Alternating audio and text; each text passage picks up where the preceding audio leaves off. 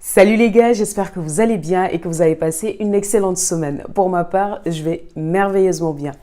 On se retrouve pour une nouvelle vidéo. J'ai décidé de vous présenter une sélection de mes top 10 séries Netflix. Sur Netflix, certains me diront probablement, il y a tellement de choses à voir que finalement on s'y perd. On a l'impression d'avoir fait le tour. J'espère vraiment qu'à travers cette vidéo, vous donnez envie de découvrir certaines séries ou même de revoir certaines séries. Pour ma sélection, j'attribue la 10e place à la série La Chronique des Bridgerton. Je ne sais pas si vous l'avez vu sur les réseaux, on en a parlé partout. Que ce soit sur Instagram, sur Twitter, sur Facebook. La série, elle parle de quoi? Elle suit tout simplement une famille londonienne d'une fratrie de 8 enfants qui cherchent l'amour. Expliqué comme ça, je suis d'accord, ça fait un peu bizarre. Mais franchement, c'est hyper intéressant. La saison mondaine est ouverte. Plus fort! Pourra-t-elle respirer, maman? Je m'appelle Lady Whistledown. Vous ne me connaissez pas, mais moi, je vous connais. Pour le moment, il y a une seule saison qui est composée de 8 épisodes. L'histoire est narrée par une dame nommée Lady Whistledown qui va tout simplement balancer des rumeurs, lancer des scandales. Ça me rappelle justement la série Gossip Girl. Si vous avez kiffé, je pense que vous allez vraiment aimer cette série-là. Par contre, je tiens à préciser, il y a beaucoup de scènes de cul. Donc voilà, je préfère le dire, au moins c'est clair. À la 9e place, ça sera la série Mon amie Adèle. C'est sorti récemment, c'est sorti en février 2021, mais franchement, c'est une mini-série britannique. Ça m'a scotché. J'étais vraiment embarquée dans l'histoire. Et à la fin de chaque épisode, on avait envie de connaître la suite. On est spécial. T'es toujours au courant de tout. Comment ça se fait? Certains changements sont définitifs. Ne crois pas qu'on puisse toujours faire marche arrière.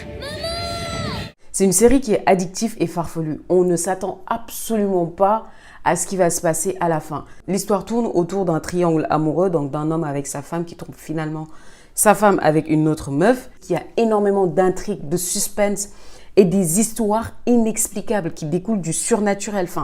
On n'y comprend absolument rien du tout. Pour le moment, il y a une seule saison qui est disponible, qui est composée de 6 épisodes, mais franchement, j'ai pas les mots quoi. En 8e position, j'ai choisi Les 100, ou comme certains le disent, The 100. On a besoin de savoir contre qui on se bat, et combien ils sont, et pour quelles raisons ils tuent les nôtres.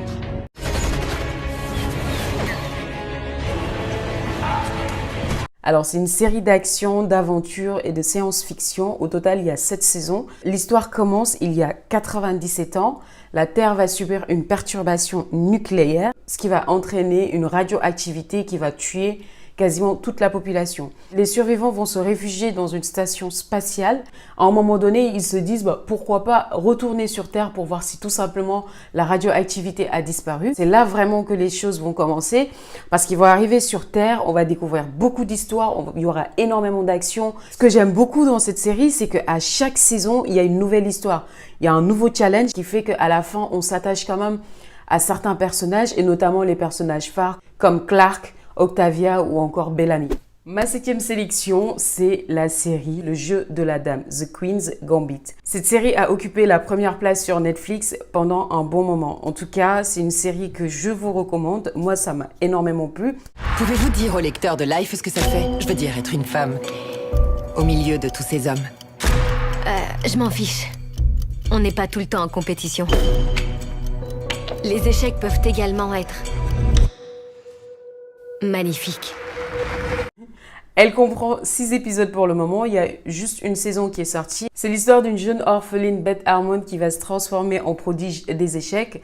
Au fur et à mesure de la série, on s'attache au personnage parce que tout simplement, elle est extrêmement douée. La série se passe dans les années 1950 dans une Amérique conservatrice où les femmes n'avaient pas forcément leur place dans des jeux de stratégie. Personnellement, ce que je trouve génial dans cette série, c'est surtout l'actrice principale qui incarne vachement bien le personnage de Beth Harmon. Elle est juste brillante, elle est intrigante, elle est mystérieuse et c'est exactement ce qu'on aime. Elle nous embarque complètement dans son histoire. Je peux vous assurer qu'à la fin de cette série, j'ai tellement kiffé en tout cas le personnage et tout que j'avais envie d'apprendre à jouer aux échecs quoi. Mais bon, évidemment, je suis pas allée très loin quoi.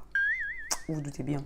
En 6e position, nous avons Teeny Pretty Things. Cette série est sortie il n'y a pas longtemps, mais franchement, j'ai grave kiffé. Après, c'est vrai que ça reste quand même dans l'univers un peu dramatique teenager. Des choses que j'ai vues. Tu crois que je l'ai poussé comme tous les autres? Il se passe quelque chose de pas clair là-bas. Pour réinventer ma chorégraphie. Pour vous donner une petite idée du type de série que ça pourrait potentiellement ressembler, je dirais Pretty Little Lies. Alors l'histoire se passe dans une ambiance d'école de danse classique. Dans cette série, le fil conducteur, ça va être un crime qu'un étudiant ou un professeur a commis. L'actrice principale, Neveya, qui va essayer de trouver tout simplement ce qui s'est passé. Ce que je trouve intéressant également dans cette série, c'est le fait d'avoir mis en avant plusieurs types de profils. Donc on y retrouve une noire, une asiatique, un latino, un musulman et même un métis islamophobe. Donc il y a énormément de profils. Alors on arrive à mes 5 favoris. En 5e position, c'est Qui a tué Sarah? En espagnol, Quien mató a Sara?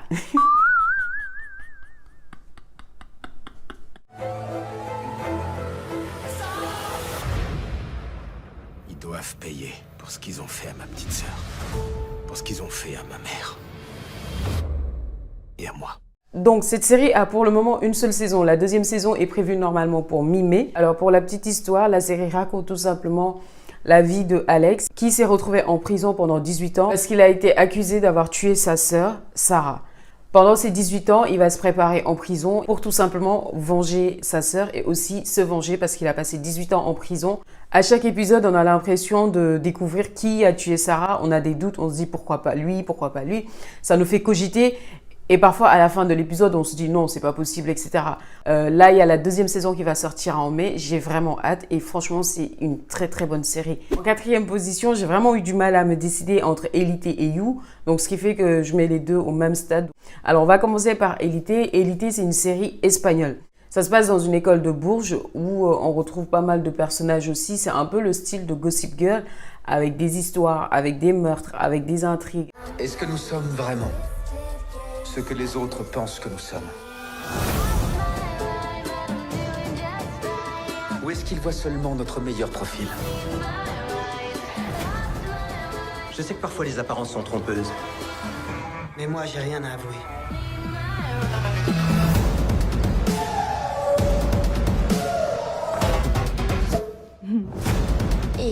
Après, en toute sincérité, il n'y a rien d'extraordinaire à Élite, mais sauf que les personnages sont extrêmement attachants. Et si vous avez regardé Gossip Girl, je pense que vous allez totalement adhérer, vous allez complètement adorer cette série-là. Alors pour You, la série retrace tout simplement l'histoire d'un libraire sociopathe, donc un mec complètement taré, qui a une approche assez particulière de l'amour et de comment aimer une personne.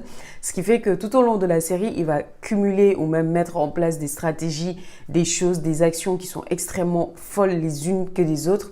Je ne suis pas une option, je suis le bon. L'amour, c'est compliqué. Je peux te parler sérieusement. Tu choisis très mal tes amis.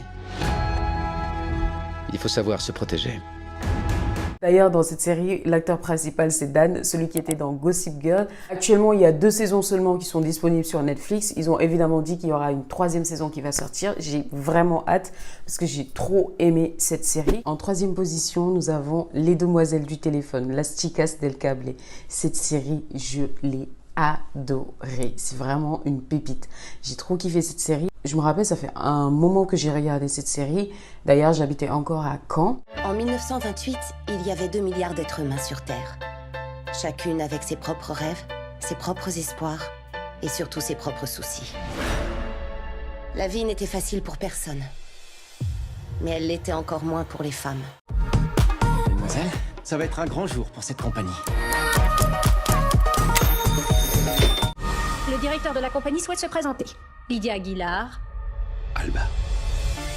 Je regrette, mais vous devez faire erreur sur la personne. Alors, Les Demoiselles du téléphone, c'est une série espagnole qui retrace la vie d'une femme qui s'appelle Lydia, qui va devoir intégrer une compagnie de téléphone afin de la cambrioler pour pouvoir payer ses dettes. Sauf que ça va pas se passer comme elle avait prévu parce qu'elle va retrouver son amour de jeunesse dans cette compagnie-là, qui se trouve être le président de la compagnie. Alors je vous rassure, l'histoire de la série ne s'arrête pas simplement à ça, il y a énormément de choses derrière. Parce que comme je vous l'ai dit, les faits se passent en 1920, notamment une période où la femme avait une place assez délicate dans la société espagnole. Donc tout au long de la série, elle va mener des combats, elle va se lier d'amitié avec certaines personnes. Dans la série, il y a énormément de suspense, il y a des rebondissements, il y a des histoires qui se créent. Franchement, c'est hyper intéressant. En deuxième position, nous avons Murder. Murder, c'est quelque chose de spécial, quoi. Donc, je vais pas trop m'étaler là-dessus parce que ça fait un moment quand même que c'est sorti. Mais c'est vraiment une série exceptionnelle. Étudier la loi ou comment la théoriser. Je vais vous apprendre à la mettre en pratique dans un tribunal. Première phase, discréditer les témoins. Madame Tanner, êtes-vous daltonienne? Oui. Deuxième phase, introduire un nouveau suspect. Avez-vous écrit cet email, Monsieur Bryant? Oui. On a l'impression de connaître la suite, sauf qu'on est diamétralement à côté de la plaque parce que c'est absolument pas ce qui va se passer. En tout cas, pour ceux qui ont regardé la série Scandale, c'est un peu dans ce style, mais vraiment beaucoup plus profond parce qu'il y a énormément de stratégie. Franchement, c'est une série que je vous recommande à 10 000%. La dernière série, ma best, et je suis sûre qu'il y a certains qui vont pas être d'accord du tout, mais c'est pas grave. C'est tout simplement La Casa de Papel. Bah oui, je suis désolée. Après, c'est vrai, la partie 2, la partie 3 peut ne pas forcément plaire, mais moi, j'adore tout dans La Casa de Papel. J'adore tout, de A à Z. Je crois bien que je vais m'offrir un voyage. Personne n'avait jamais monté un coup pareil, ni à New York, ni à Londres, ou même à Monte-Carlo. Et quitte à avoir à nouveau ma photo dans les journaux, autant que ce soit pour le plus gros casse de l'histoire. Les gars, c'est tout pour cette vidéo. J'espère que vous avez kiffé ma petite sélection de séries. Mettez-moi en commentaire votre liste de séries préférées. Je serai ravie d'aller les voir. En tout cas, si la vidéo vous a plu, n'hésitez pas à vous abonner, à liker et surtout à activer la petite notification. Je vous embrasse fort. Je vous dis à la semaine prochaine. Portez-vous bien.